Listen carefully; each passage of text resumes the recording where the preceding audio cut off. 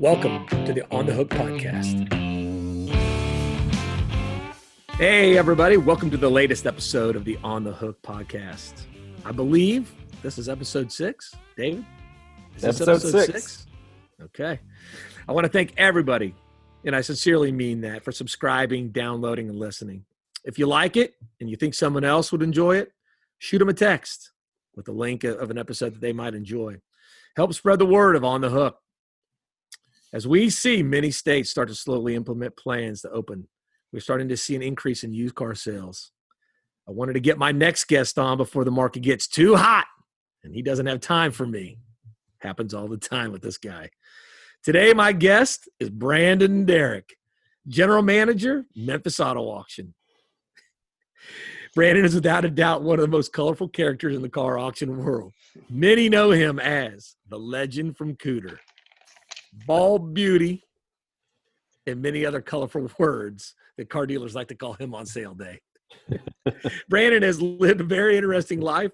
I want to try to get some of his stories out to the public so they can get to see why he is the legend from Cooter. Brandon, welcome today, man. How are you doing?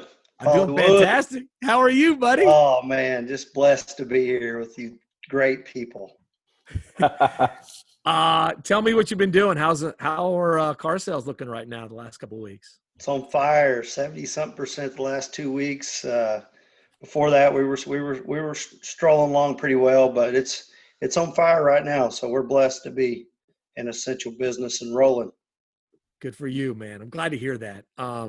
I know you've done a lot throughout this pandemic to make sure your employees are safe, the dealers are safe. It's awesome that everybody's back up and starting to roll a little bit, and maybe we can get to more normal times, right?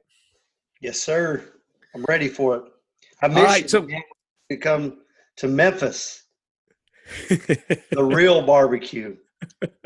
Don't get me started there. We could save that for later.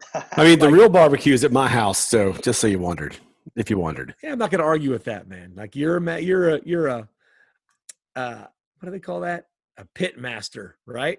I mean, I'm a pit something. All right, Brandon, I just called you the legend of Cooter. Tell us what Cooter is, man. I mean, how many people can say they're from Cooter, Missouri?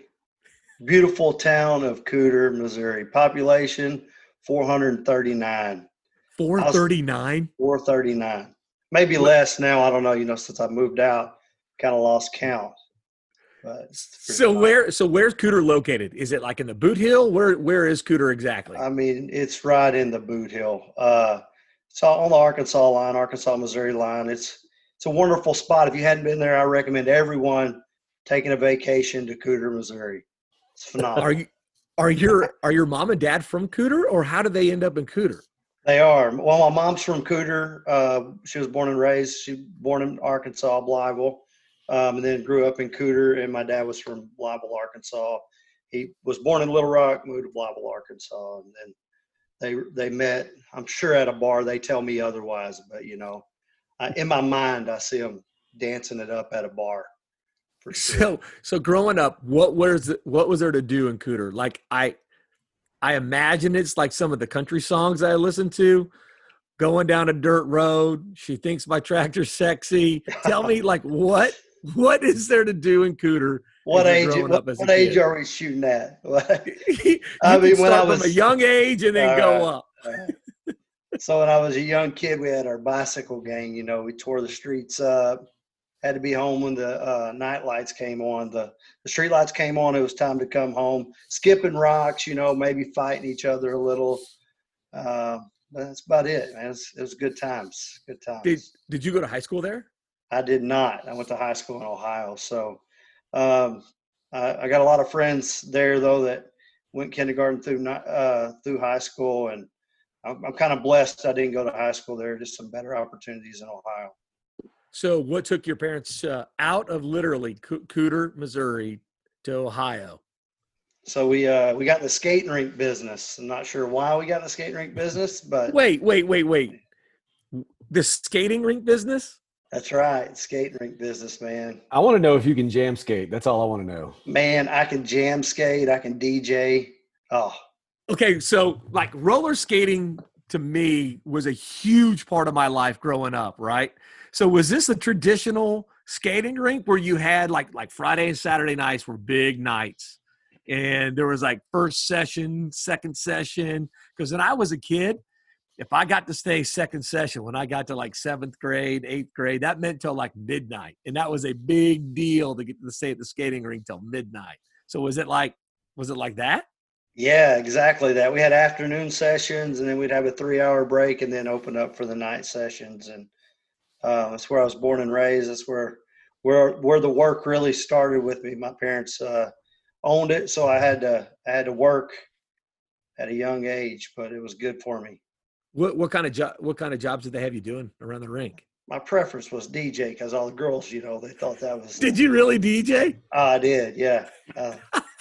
I did. That was back when I knew a lot of music, man. I studied it. Uh, Were you a good roller skater yourself? I was good, yeah, yeah. Uh, Could jam skate, as David would call it. You really could jam skate? Oh man, I still can. Ah, do you ever I'm gonna have to show you some moves next time you're in Memphis. do you still have a pair of skates to this day? I do. I just bought my kid a pair of skates, so you got to keep the tradition That's going, awesome. man.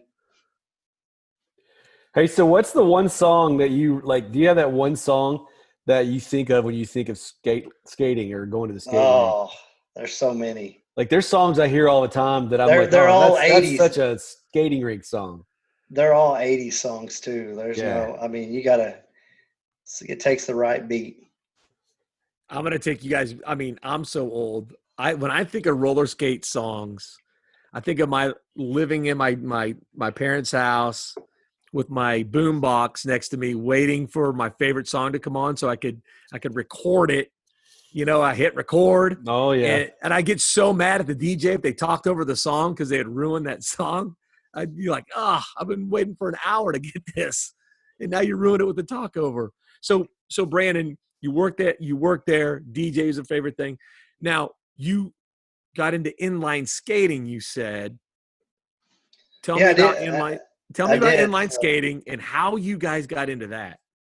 So we started that at a young age. Actually, the skating rink business, if you back up, it started in West Memphis, Arkansas. They managed a rink there, and then there was an opportunity in Ohio. So they moved to Ohio. We started off our skating careers in Westchester, and then Ohio, we kind of took it to the next level, started doing a lot of traveling. I was really good at it, but I really I like to party a little bit. So Who at was your coach? times, Who was your coach at the time? oh, my dad. Your dad? You talking about a ball buster, man? That guy. Oof, Was he hard on you guys? he And what did he was. know about inline skating? I mean, So I'm assuming he taught himself. I don't know. Like we got in the business. He started a speed team. We had, in West Memphis, I think we had like 20 something people on the team. In Ohio, we had probably 50 something on our team, and Wow. people from Michigan and Pennsylvania, and they all traveled to skate on our team. So in the summer, it was awesome because all of my friends in the skating world would be with me training. So it was a lot more people to get in trouble with. It was really good times. If he so was you're on here, he could tell you some very interesting stories, I'm sure. so you're saying that you weren't real regimented, that you like to have fun as much as you like to skate. I took practice serious, but I played as hard as I practiced. Let's say that. Did your brothers and sisters participate in this too? So my sister did. My brothers, they weren't so interested because probably they didn't want to deal with my dad so much because he was on our. I mean, we had to. He wanted us to be the best, and which probably helps my work ethic today. But yeah, two of us did, two of them didn't. My brother stuck with baseball, and I kind of had to give up baseball in the high school days and pick what I wanted to do. So Hey, skating was so it. so who was the best? If it was you and your sister, I who mean, who if you're asking me, I'm the best. I taught her how to become an Olympian. No, I'm just kidding. she's gonna be listening to this, right? Yeah, yeah, You yeah. know she's gonna be listening to this. I think So all you them hours I spent with her, is why she won. a bronze medal. So your sister won a bronze medal in the Olympics. Yeah, sure. But that wasn't speed skating. It was speed skating, but ice skating instead of roller skating. So she made the switch to ice at some time. Did she you ever did. Did you ever do the same? I wanted to make the switch, but I did everything my parents told me not to do. I went and got every credit card I could get. I bought a new motorcycle, a car. I did everything they told me not to do. So once it was time to switch, I had bills to pay. So I had to go to work and, I had to pay for all of my things I did that I wasn't supposed to do. All right. So you did all the things you weren't supposed to do. Yeah. Your sister and your roads fork, right? They did. You go one way and then she ends up in the Olympics. What Olympic games did she go to? So she was in the 2006 Olympic Games and the 2010. Oh, she was in 2 different Olympic games? Yeah. Yeah. So what cities were those in? Those were in Torino, Italy, and then Vancouver. Did she Canada. get to walk in the opening ceremony in any of those? She did. Or? Yeah, she said it was awesome. Oh Yeah, my really cool. gosh. Are you kidding me? I'll tell you a good story though. So we're at the Olympics and like she gets to bring guests into the Olympic Village, which is you get a hall pass for one day to go in, get to see where they're staying. So, you think all these Olympians, like they eat real healthy. So I'm in there and I'm like, there's a McDonald's. Like, so she could go get McDonald's if she wanted McDonald's. It's free. It's in the village. Yeah. And then like we're going up to her room, we're riding the elevator. I'm looking around and the curling team's in the elevator with us. They have cartons of cigarettes, cases of beer. And all I could say is like, you think you could teach me that? I could win a medal like her, maybe. That's the Olympic sweeping team, right? Yeah, man. They were getting ready for their curling match the next day, and they had the suite on top of that because they all stayed together. It's pretty awesome. Was the security really tight? Like, is it hard to get into that Olympic Village? Oh yeah, she got a one-time pass for us to come in and kind of check it out, and then once we were out there, you're not allowed back in. It's only them. It's really strict, really, really, really strict. As a David, I'm like every 4 years I really get into short track speed skating, track and field, and I'm nervous before an event. And it's not even my family. What was it like in the stands waiting for your sisters, especially the medal skate? Like you guys had to be freaking out in the stands. Yeah, they weren't. I don't know that, the Americans, other than Apollo, they're not known for their short track speed skating. So it was really exciting to see them excel like that. It was good times. It was definitely, I got to reap the benefits of being a brother for sure. Like they win a medal and then Nike's like, hey, come back to this suite. So we go to this Nike, it's called the Nike House. And man, they had every alcohol you could drink. I bet I had one of everything. And I met all kinds of people. And everybody knew I was from Cooter. Let's say that by the end of that night. So Cooter came out to play that night, huh? Cooter came out to play. I believe, I lived in Cooter back then. So I had my ID so I could always be like, you ever met a man from Cooter? It was good times. Show him my ID. It was good. So wait a minute. So if you say that you're living in Cooter again, did you move back from Ohio to Cooter? I did. So I moved back to Memphis, worked at FedEx for a few years, then moved in with my granddad. My grandma passed away, moved in with my granddad, went to work at a steel mill there, and man, what a job. It's wonderful. So you worked at a steel mill? I did. I surely So what did. was your job? What did you do there? I was like the boss, man. What are you talking about? No. Lies. So I was a furnace operator there. So I had one of the better jobs. I could be inside in the air condition, or I could be out there working on the deck. But I chose for our crew to work, rotation, so everybody got a little bit of air time, get in the air condition, because you're around a furnace that's 2,600 degrees, anywhere from 2,600 to 2,750, 12 hours. And if somebody didn't show up, you're there 16 hours. So we come to an agreement, hey, I'm the furnace operator, but let's do a rotation. I'll do your job for a little while, you do mine, let you get some air time. So we make that bonus. You got to make that money to pay for all that debt I racked up. Is it as hard and hot and nasty as they portray it like on movies and stuff? Man, it's exactly that. Like I would get out of work, either take a shower there. If I didn't take a shower there, Alex, my wife would be like, "Hey, you're not coming in the house. You go straight to the shower, like because you just got steel dust all over you and blowing out black metal dustings out of your nose for 2 days after you get off for your 4 days. It sucks." So I've never been inside a steel mill, right? Now, and I just hear it. I know you're creating steel. Are they like making beams? Are they making like what are you So you creating make at a steel mill? there's a lot of things to make.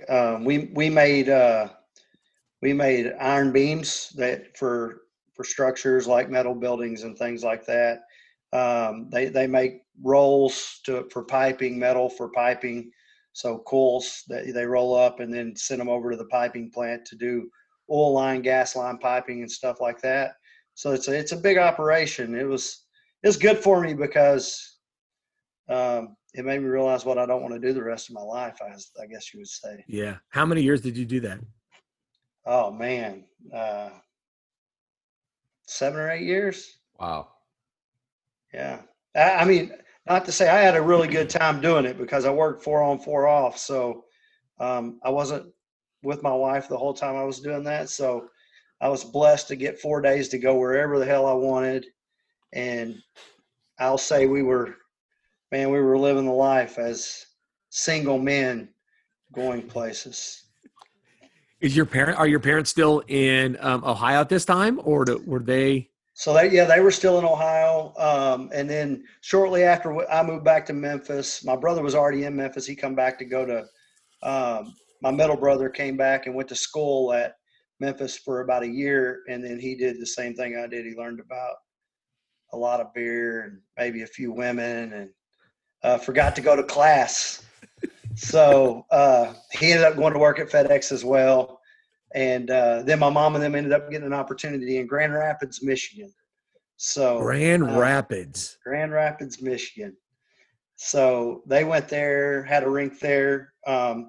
My youngest brother graduated in Grand Rapids. My sister, to back up, like through skate, she moved to Marquette, Michigan at a really young age. I think she was 13 years old, getting schooled out of college and living away from us to train to be an Olympic athlete. I should have Really? touched that. Yeah. Should have touched that earlier. But yeah. So a lot of dedication there. And, I was at that time I was in love. So I was in love. How long did your sister's career last? So she did it till she was, oh man, you're asking me dates. I'm not sure. She retired in 2012. So yeah. I can't wait to talk to her next time and see if you taught her everything there was to be an Man, Olympian. she'll back me on that. Like she learned how not to get beat by my dad when I was doing things wrong. No, I'm just kidding. I might have pushed the limits, might have had. So, at one point in your fun single days, you got into mixed martial arts, and that became part of your identity as well. So, I've heard this story and it's fantastic. So tell people how you actually got into the mixed martial arts game. So it's been a long time ago, but I didn't know much about mixed martial arts, but my best friend growing up from Cooter moved off. We reconnected when I got back. His dad was doing mixed martial arts. He did Taekwondo. He opened up a mixed martial arts little gym because he had to have a stent in his heart. And he about had a heart attack, had to have a stent. They told him he had to lose weight, so he lost weight doing that. And he was really into it, and he was trying to get his son to go to Memphis to the New Daisy Theater. David, I know you know the New Daisy, right? I've spent a few nights in the Daisy. Uh-huh. So, I mean, who wants you got a designated driver to come to Memphis. You got to go, right? Absolutely. So we say, yeah, we'll go with you. Well, he didn't know we drink a lot. So, we got a beer when he was with us. and we sat down. And between every round, we would go get a shot of Jaeger. Back in that day, it was Jaeger and Red Bull were your things, man. You did Jaeger bombs as many as you could do. That's what, or at least I did. So, you know, the fights go on, and there's a guy in front of me, and I mean, he's making fun of every person that gets beat up. And I was good until I had probably my 10th Jaeger, and I guess it was liquid courage. I don't know, but I think his dad probably figured out we were really drunk. But I was like, hey, dude, like, you want to keep making fun of people? Like, maybe you should get in there, and then we can make fun of people. And so he throws his hat at me, starts cussing me. So I took his hat and put it in my pants. And I said, you took his hat and put it in your pants? Yeah. So you're not getting your damn hat back because you just threw it at me. I said, all I'm saying is quit making fun of him. He's cussing, making fun of him. He says, you don't know who I am. I said, I don't give a hell who you are. Maybe a few other choice words too, but I'll keep that off air for you there, Pollywood. So thank you, Brandon. I said, you know, I was like, I don't care who you are. And he's like, yeah, you want to get in there? I said, I'll get in there tonight. Let's go. Right then and there. You said, let's go right there. Yeah. So I couldn't fight him in there. You know, you go to jail. So I acted like I've done this forever. I was like, yeah, I've done this before. So I was like, well, if you want to fight, this is my trainer's name. I look at my best friend's dad, and I'm cell phone number. So what is his dad doing when you're getting into it with this guy? Like, is he?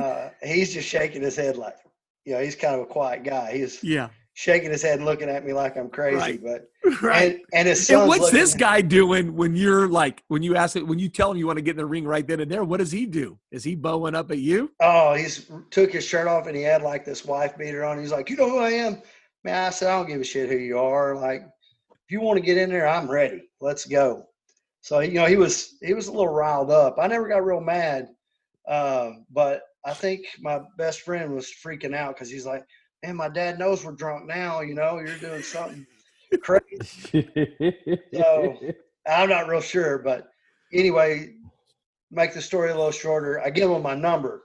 Like 2 weeks later, my best friend's dad calls and he's like, hey, this guy's wanting to set a fight up for 3 weeks from now. I was like, perfect. Sign me up. Really? I mean, there wasn't any hesitation in you at all? Oh, no. I wanted to beat the hell out of him that night. I couldn't wait to get in the ring with him. So, okay, so he gets the call. Does he kind of act like your manager at this point, like to set the fight? He calls me and he's like, I hope you were serious about this. I said, man, I said I'd do it. I'll do it. Let's go. So he's like, well, you want me to tell him? Yeah. I said, yeah, where do I go to train? Like, I at least need to know something about this sport. He's like, well, you know, I got a gym. So I just signed up, trained probably 5 days a week I couldn't train on the weekend because you had to have my time to play. You work hard, you got to play hard. That's right. At least, you know, back then.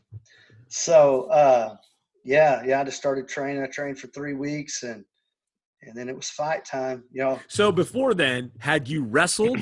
Had you boxed? Had you done any kind of training at all that would have you ready to be an MMA fighter in 3 weeks? Heck no, man. I did a lot of street fighting. That'll get you ready for it, because that's. What was I want to know what did you think your best skill was going into this fight? Like, was your best skill the fact that you're a lunatic? Was that what you were going in with this? I'm a crazy guy. I don't really know what I'm doing. I don't know any holds. I don't know really how to choke somebody out. But by God, I'm crazy. I'm going to go into this fight and do this. So I learned. I had probably a good 15 days of training. So I was, 15 days is a lot of days, Paul. Golly, David, come on. So some fighters train for like 3 months, man. Like, that's after they know what they're doing. yeah. After they've been doing it for years. Well, so I didn't know if this dude. I was afraid I was going to get beat up, and now, so like they were going to pay me to give you a little more of the story. Like if I sold tickets, I got $2 a ticket sold, right? So once I found out, I'm telling all the people on my shift at the steel mill, hey, I'm gonna be fighting at this place at this time. Y'all need to come out, use my name. I didn't tell them I was getting paid on it, but I mean, if I'm going to take a whooping or give a whooping, if I'm giving it, I want them, right?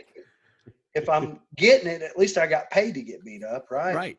Yep. So, so a lot of people come. My dad calls a bunch of friends from Ohio, and they're all here. And I had two friends from Pennsylvania fly in Chicago. Like, it was a big deal. We had the whole. I think I have a video of it. I'm gonna have to show you one day. But we have the whole section, one whole section. It's just us. So I made some money that night. I was pretty happy. But man, the adrenaline, there's nothing like it. I'll tell you that. Like I fight time, I got nervous. You did? I'm looking around. I'm like, these people might just see me get whooped. You never know, So do you think the bar was more packed that night? Do you think you filled it more than it normally is for the fights, or do you think it's about the same? If it was like the first time I went, we definitely brought a crowd. I think I had probably 60 people of my people there just cheering me on.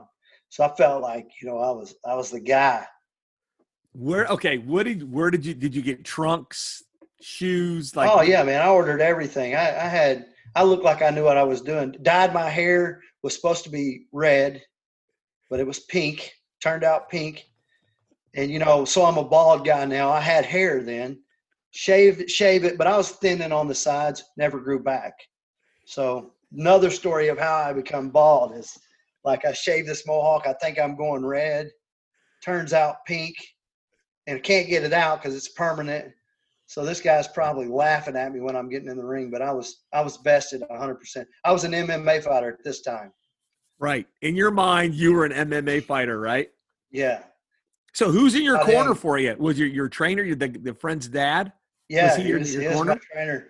And I had two other guys that they had a gym in Blyville that kind of had partnered with him at the time. And they're trying to talk me out of fighting. They're like, "You're not ready for this." I was like, "Look, dude, there's no talking me out of this. I'm doing it. I'm fully vested in this." I told him I was going to whoop his, you know what? I'm ready. Let's go. He's either going to get the best of me or I'm getting the best of him. And so what happened? Oh, man. The bell rings. I hit him a couple times. And at the time in Tennessee, you couldn't hit on the ground. So I hit him and I knock him down. And I start like hammer fisting him is what I would call it. And I get in trouble by the referee. So then I just he's laying there. I choke him real good. He's still a little dazed from the hits. Choke him real good. He quits. I've never been the guy that's unsportsmanlike. I was so mean to that guy. I stood over him, pointing in his face, telling him that's why you don't make fun of people. And really, you're talking trash in your first MMA fight. I beat him in like 37 seconds, so I had the right. I felt like. How many fights do you think you did total? I did 12 fights total, and I took 3 good whoopings. Really? Yeah. So 12 fights. So you're 9-3? 9-3, yeah. Man, that's fantastic. That's some good fights, man. The ones I lost, I left it it was probably because I worked 4 on 4 off, and I didn't train on the times I was off on the weekend. Like, I got cocky maybe a little bit. I was like, I don't need to train. I'm going to go drink. I got Thursday, Friday, Saturday, Sunday off. I got to go make the best of this. So after the first fight, though, not long after that, I met Alex, and man, she must love me because it was my second fight. I had a black eye, and she loved me for sure. So was there aspirations for you to go pro and this would be like your profession? Did you ever think, like, was there a little part of you that thought that? So I fought in a pro show in Little Rock. Fought a guy from, I can't even remember where he's from. It was a big show. It was a pro show, like in a stadium. Me and my brother both fought that night, and he was a boxer. So I really was sharpening up, and this was probably like my 6th fight. I was sharpening up on my boxing skills. So we get in, the bell rings, we're getting ready to duke it out, and he takes me down, and I'm confused. Like, this guy's supposed to be a boxer. He took me down, and there was one move I worked on all the time. And I work out like he's hit me in the face, and I'm in his corner of the ring. So somehow I just got like strength, or I don't know, that's not a nice word. I got some extra strength. I kick him off of me, get up, hit him, knock him down. arm bar and beat him. And this is a pro show. And this guy's, you know, he's a known guy. So then I was like, maybe I need to go pro, but man, I had to not do that. That's unbelievable, man. So at the pro show, you won your fight. I won it. My brother won. He knocked a guy out. He got knocked out 2 or 3 times standing up, but they never called the fight. And somehow he landed a haymaker and knocked the poor dude out. So here's a question for you: Is there any chance we will ever see Brandon Derrick back in the octagon? I told Kevin Wilson at 40 we're going to do a ginormous sell. I got to show you I still got it. I'm 38. Got to slim down a touch because once I took it serious, I started fighting in different weight levels and stuff like that. So, yeah, I'm going to do it at 40. And I'm not going to lose. I'm just telling you. So where would you go to get a fight? I'll do it right here in Memphis. We could do it at the auction. We could set up a ring. We have our own little MMA deal. We'll have our own show the night before the sale. Fly all of our dealers in, and man, it'll be I'll be there. You know, since we're on a remarketing and repossession podcast, that used to be one of the big events in the industry at Idaho Auto Auction. They had the Idaho Auto Auction Smoker, and I heard stories about that. Oh, it was absolutely fantastic. It started off in their auction lot, and then it got so big, they ended up renting out the downtown arena, like the Bank of America Center at the time. And when I got to attend, they had the featured event was Butterbean. Oh, gosh. Butterbean. Yeah, they had Butterbean against another pro, and there to do meet and greets was Sugar Ray Leonard and Larry Holmes. And that's awesome. You know, that's awesome. It was really, really cool. Larry Holmes, by the way, may be one of the best promoters, he's almost like a Shaquille O'Neal type guy he was gregarious and fun and just made the event really, really cool. So, but what was great is that you would get dealer versus dealer, or you would get one auction versus another auction. At the time, it was somebody from Idaho Auto Auction versus a Brazier's, one of their competitors, when it was the Brazier's sale. So it was really cool. That was a cool event. That would be awesome. It was awesome. So speaking of the auction business, Brandon, how many did you go directly from the steel mill into the car business, or tell me how you kind of piggybacked into the auction space? So I was at the mill. The wife hated the hours because it was 4 on 4 off days and nights. So you work 4 off 4, then go into nights for 4 nights, and then so it was not a great schedule. It sounds great because you're off 4 days, but you work days, nights. So the wife was like, "Hey, if we're going to make this work, this small town's probably not going to be the best spot for us." I might not have had the best reputation. I never did anything bad. I just with the women, I guess you would say. I dated a lot of the 439 people, and so probably she would kill me if I was saying that. Probably, so let's not tell her about that. But she probably already knows. Yeah, she's the reason we live in Memphis today. So my parents had moved to Memphis. Dad's running a dealership here, Sunrise Chevy, probably the biggest Chevy dealership around. And I'm asking him about getting into the car business and things like that. He's telling me, I don't know if you want to get in on the retail side. My wife's pushing me hard to move. So a job opening comes up at Memphis Auto Auction with Marianne and Jeremy Ingbridge. I know y'all know those names. So absolutely. Ingbridge. Yes. It's a week or two before Memphis in May in 2010. And come in for an interview with them. I leave there. I'm feeling pretty good. I'm like, all right, that interview wasn't so bad. I hit a home run. So I come in for my next interview. It's the week of Memphis in May, so I'm off work. Dad's going down to the 10 on Thursday. I had my interview with Kevin on that Thursday, and it's at Chiswood. So there's the 2-story. Walk in this conference room. He's all preppy up, dressed, as Kevin does. Make sure he hears that too. Okay, Paul. He'll hear all this, Brandon. Don't worry Okay, about that. that's wonderful. So I walk into this conference room and I'm looking around like, man, this is not my style. I'm from Cooter, so a little bit confused. Like the auction, though, if you've been to the auction, it's phenomenal. I fit right in over there, right? Right. So walk in, he sits down, he starts asking me all these questions. I couldn't lie about them. I didn't know half of them. So I'm just like, yeah, I mean, I answered what I knew, and what I didn't know, I told him I didn't know. And I think when I walked out of there, I said, man, look, I know I didn't answer all your questions right, but I'm telling you, if you hire somebody else, I think you're messing up. I think that's what I said. You'd have to ask him, but I'm pretty sure that's what I told him. I walked out, I got in my truck, and I called my wife. I was like, well, we ain't moving to Memphis yet, because I know I didn't do good on this interview.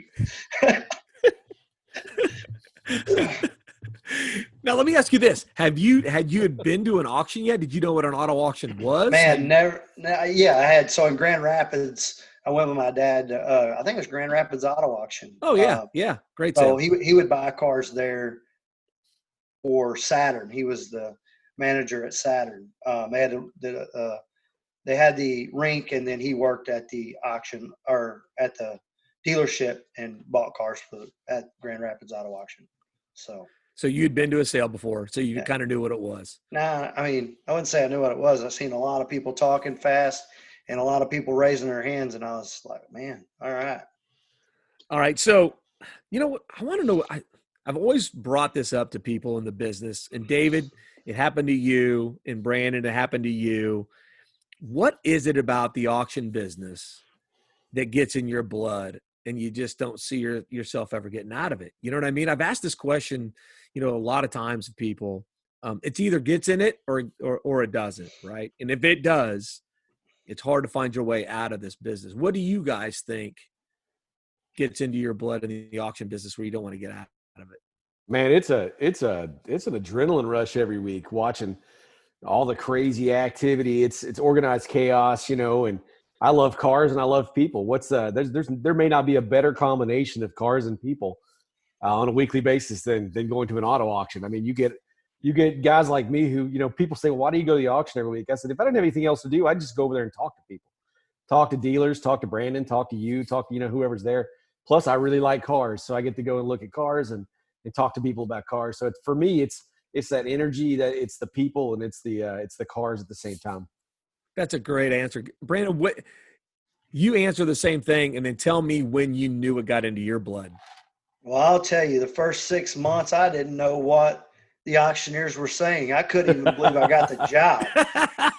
Like I might have been still confused that they hired me because I didn't think that interview went so well.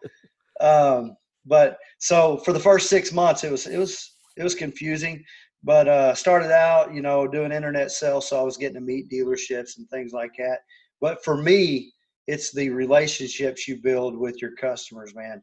Like I don't feel like at the steel mill, I felt like I worked and I hated my job. I don't even feel like I'm working today. Like I think I told Kevin 2 weeks ago, I said, man, I forgot I was working today because I had so much fun. Like it's something that you either have a passion for it or you don't. I love it. So I'm blessed to feel like I don't even work a day out of the week because I love what I do. And what aspect of the job do you like the most? Do you like sale day? You like going to visit dealer? Sell day is it's an adrenaline rush. Like it's like getting in the ring every week because you got one day to make money and one day to shine. And I love that pressure. And then I love to call you and Kevin and be like, man, I told you the numbers were going to be good. And if it's bad, I just don't call you. I count myself as one of the luckiest guys in the auction business because I think of our employees and I think of people that work at one auction, right? And you get into those fences and that's all you know is that auction that you're in. Maybe you know a little bit about your competition across town, but when I was hired into the business in 2002, 2003, I was the national sales manager for the ServNet auction group, right? And the first auction I went to was DAA Northwest in Spokane, Washington. And, they have a reputation of being one of the best auctions in the nation, right? And at the time, ServNet, it represented, 23 of the best independent auctions that there is in the country. And so I felt like my teeth were cut in by some of the pioneers in the business, right? You've got the Bob McConkeys and the Henry Stanleys, Steve Marlowe's, those guys of the world. So I was really lucky because I got to see that circus come to town in some of the best places there is in America. So it got into my blood. The very first sale, the very first chant I heard from an auctioneer, it got into my blood. Brandon, what are some of your craziest stories that has happened on a sale day? You want I've got a couple. You want both of them? If you could keep it podcast friendly, yeah. I'd like to hear them both. Well, I'll go with the first one. I'm a pretty easygoing guy most of the time. So we're having our sale, and between 2 and 3, we got a lot of people. And Kevin McLaughlin in lane 3 is auctioning off cars. He calls me over there and he's like, "Hey man, this guy's threatening the bidder that's bidding against him." And he's like, every time he bids, he's talking about whooping his butt. So I was like, well, I'll say something to him. So I said something to him. So look, man, if you do that again, I'm going to have to throw you out. We're not going to threaten people here. We're all here for the same thing. Everybody wants to make money. He's bidding against you. That's what he's supposed to do. So everything's good. So then I'm standing up against lane 3 and he does it again. And he pushes me when I confront him about it. So the cooter came out in me is what I call it. I kind of pushed him up against the wall a little bit, and thankfully the auctioneer and the ringman were smart enough to get me away from him. But I was like, look, dude, we don't push here. I had a moment, not a moment I'm proud of, but a moment that probably defined me as a manager, because the dealer scene at that point, this was very early in my GM ages at the auction. They knew I wasn't going to take any crap at that point. When he pushed me, I think if I just let him do it, people were going to look at me and say, all right, we can walk all over this dude. But that wasn't the case. I pinned him up against the wall and then just kind of them escort him out. And from that point on, people come up to me and said, hey, I respect what you did. I felt bad. I got on the mic. I shut the cell down, got on the mic and apologized for what I did. But I had so many people come up and say, you did the right thing. You can't tolerate that. So I kicked the guy out for a year, and then he's still back now. He's been back ever since then.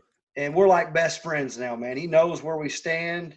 There's no problems. And probably the best thing I did, because it was really early on in me as a GM, so the dealer's seen, hey, this dude's a little bit crazy. He's from Cooter. We better not mess with him. Brandon, that was probably the first time that I ever saw what I like to refer to as your redhead.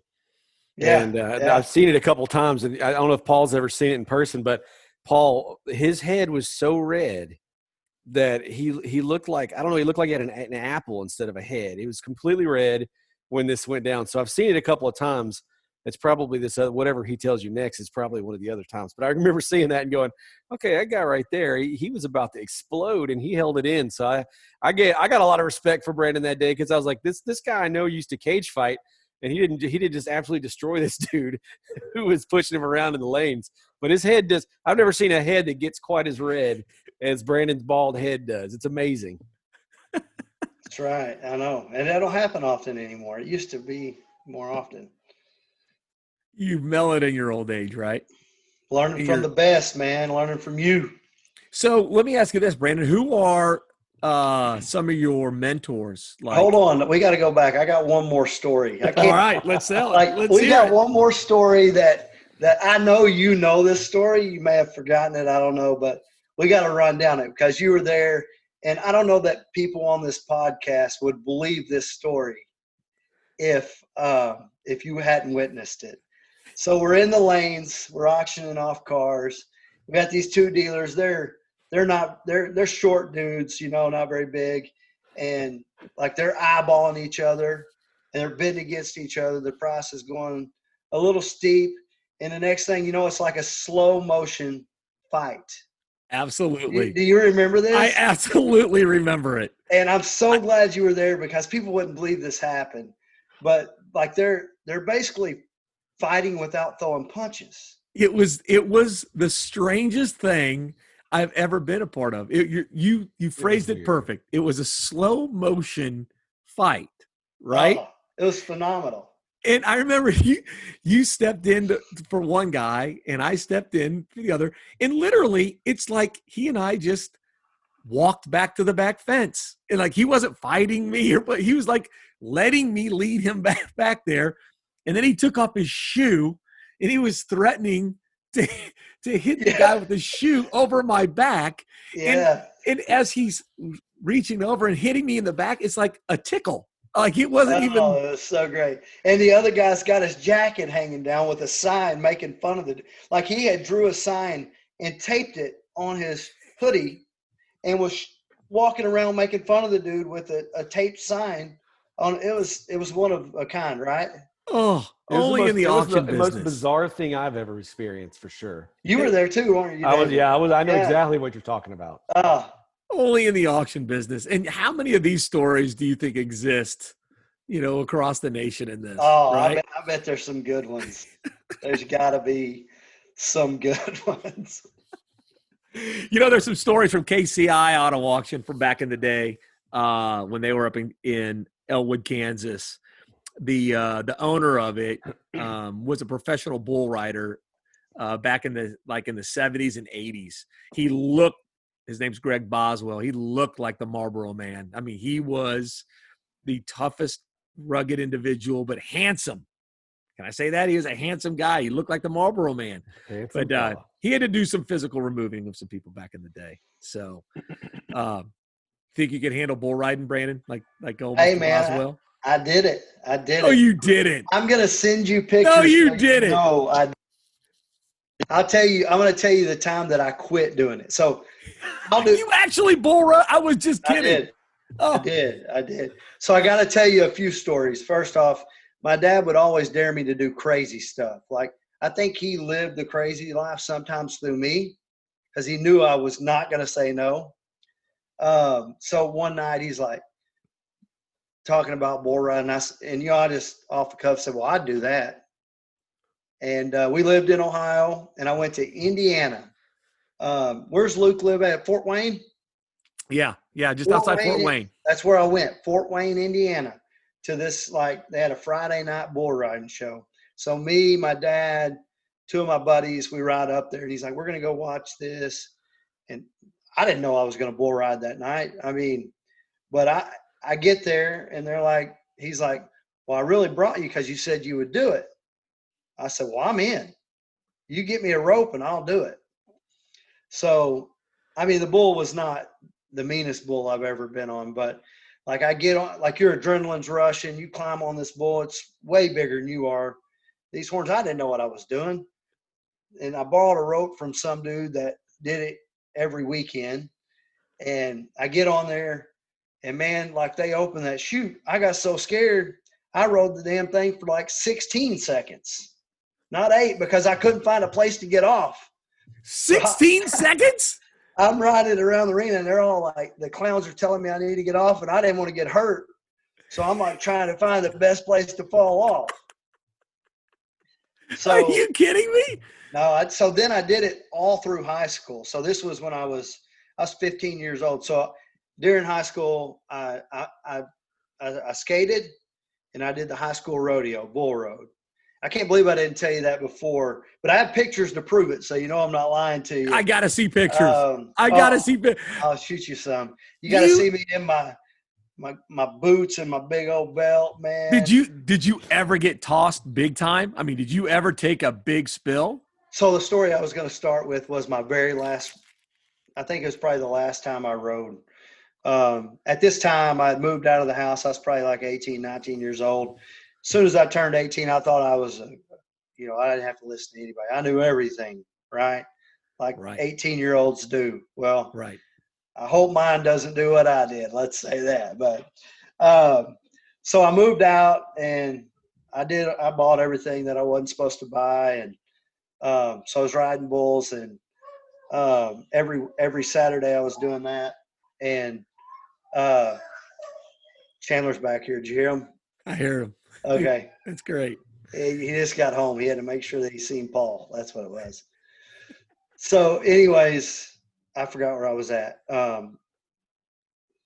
David, refresh my. 18 moved out. Oh, yeah, 18. I moved out. So I had to work to pay my bills. I had rent and things like that. So I get on this bull on a Saturday night. I've been making money doing this on the weekend. Every Saturday night I would go, and I was making money doing it. I pay $60 entry fee, but if you won, you'd win $500, $600, $700, $800, depending on what place you got. So my dad had bought me a helmet, wore the helmet all through high school. Well, that night the helmet got stolen. I get on this bull, and there was novice, and after novice was more of a pro level. Well, at that point, I was riding the bigger level bull. And so I get on, as soon as I come out of the gate, my hand's locked in, get forward, cut my eye open have to shave my eyebrow, and broke all my knuckles, and they couldn't get me loose. So I stuck to them, felt like minutes, but it's probably 10 seconds. But I was bleeding so bad, like I'm walking around, and it's a tight arena, and there's just blood pumping out of the eye every time that my heart would beat. And they're telling me to lay down, and I'm trying to get out of there. I'm thinking, man, this bull's going to get me again. But I was so stunned, I didn't even know I was bleeding at the time. Really? Yeah. That's when I watch professional bull riding, that's the thing that I get scared of the most. Those guys get their hands caught in the rope. It's too tight. That was my last hoorah. I was done after that. I said, I got to pay bills. I had to take off work for 2 weeks. It was awful. So let me check this off. Worked at a steel mill, fought MMA, rode bulls, and then you can roller skate jam. That doesn't all go together, man. Dude. That doesn't all go together. Hey, I tell you what, I'll bull ride again too. That's what I want. I'd rather see you do is get on a bull. You let me know. I got a friend that'll let me borrow his rope. That's what you're here for a weekend. I'm all in. We may have to do it in front of clients down in Dallas. Hey, I think I still got it. That's where we need to do this. Let's do it. So, I asked this question earlier, and I didn't want to interrupt your story. So if you were to say who some of your mentors were, not in the auction business, but like throughout your life, who would you classify that's taught you a lot?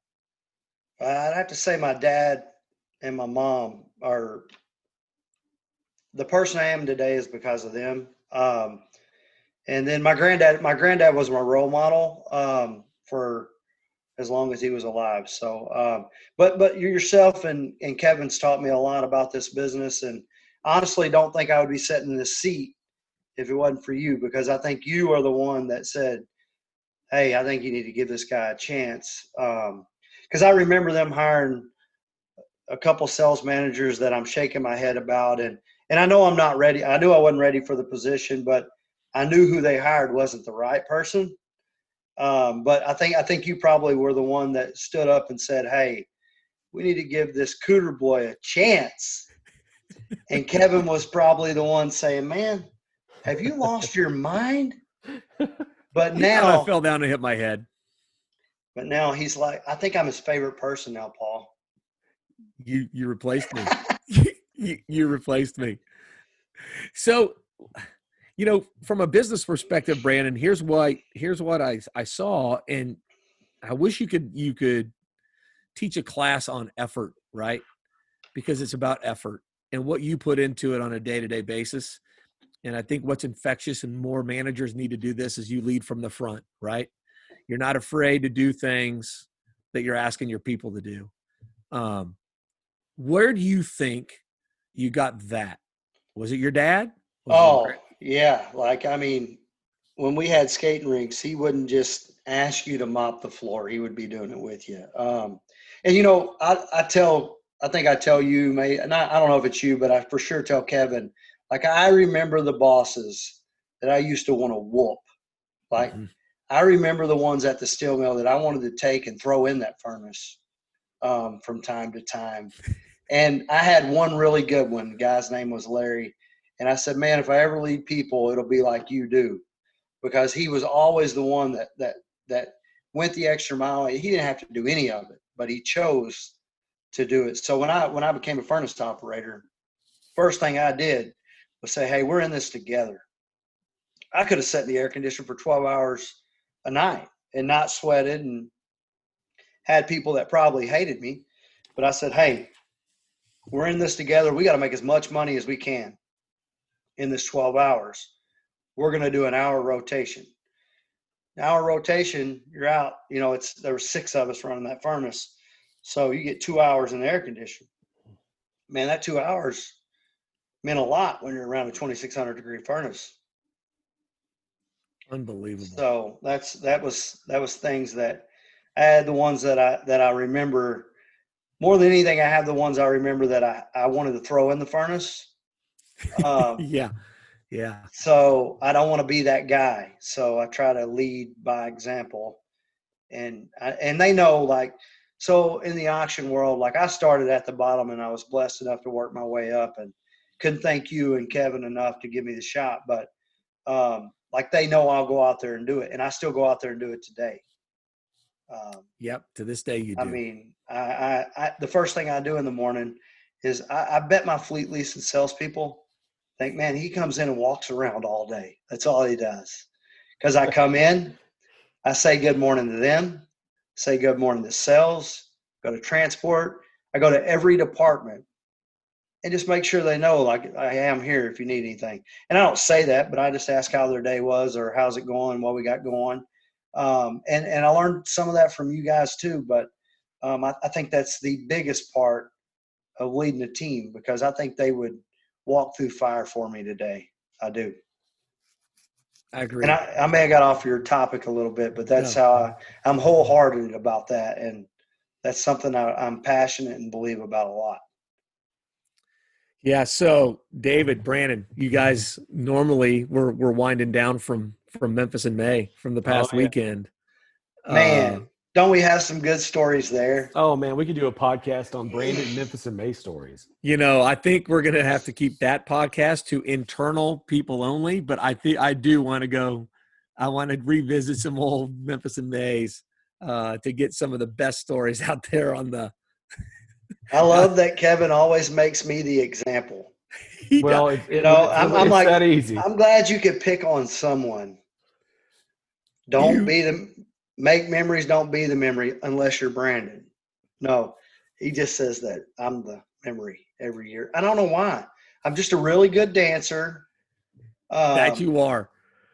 And you are. But you know a secret? Like if I hadn't had cocktails, I can't dance at all. It like do you want to know another secret? It comes upon me. Here's another secret. When you have cocktails, you still can't dance. I know. You just think you can. But, there's no chabon once you've had a few drinks. That's right. So you only have one anyway, so. I know it. I think that every one of our customers should experience Memphis in May. Not only for, like we do some cool learning videos, but we have a good time. And we make a lot of good memories. Like I could sit and just tell stories about that with. Absolutely. Man, we got some wonderful, wonderful people in all these industries for sure. Well, we went about an hour, buddy. I knew we would. I can't thank you enough for joining us. You're about to get real busy, I think. Oh man, I'm hoping. We're ready. But I want to thank you for what you do. For me as a friend, and for our companies, but also for the industry. You've built a lot of friendships, across the auctions. In the U.S., you're willing to help out guys on a day-to-day basis if they have the same mutual client. So thank you for what you do. And one of these days you'll be like this old man. Man, I hope I'm prettier than you are. Golly. Well, that being said, hey, Brandon Derrick, thanks a lot, man. Everybody, thank you for listening to On the Hook. Looking forward to seeing you next Tuesday. Thanks.